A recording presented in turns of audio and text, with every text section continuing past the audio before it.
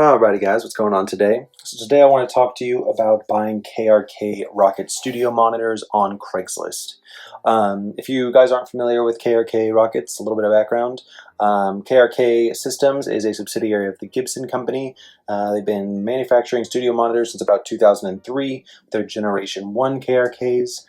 We are currently in Generation 4 in 2020, and what you're looking at right now are the KRK Rokit 8 G4s. G4, of course, stands for Generation 4, and the 8 stands for 8-inch low-frequency driver.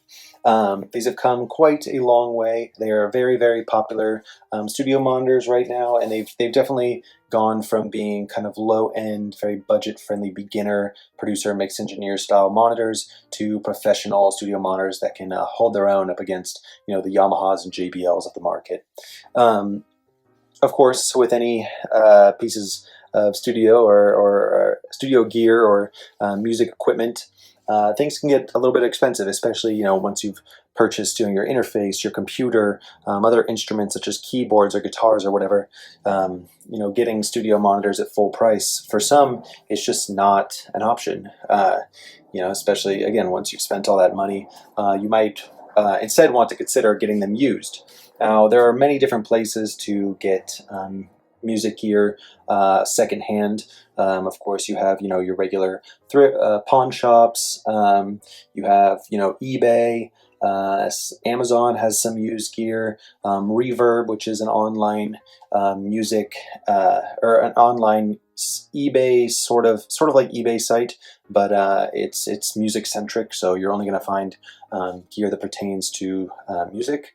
And of course, then there's Craigslist, which I really love. I'm a very big proponent of Craigslist. I think it's great.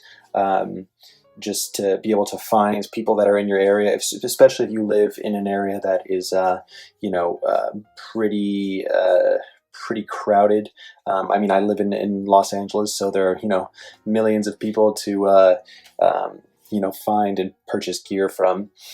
So it works great. You just have to be wary of people that you're meeting up with, especially because you don't want to get involved with some weirdo or some guy who's going to try and rip you off. But also be careful and know that the gear that you're picking up is in good condition, because the last thing you want to do is get home and realize that one of your KRK Rokit monitors that you purchased is busted up or doesn't work or whatever. For me, I think the most important thing to note when you're purchasing any kind of gear on Craigslist, be it studio monitors, be it guitars, microphones, whatever, is to make sure that you can test it out beforehand.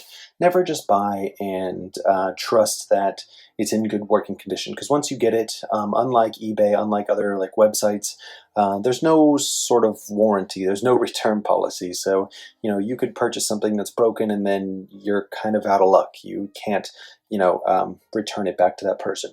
So make sure that you take your time. For studio monitors specifically, there's a few things that you want to do.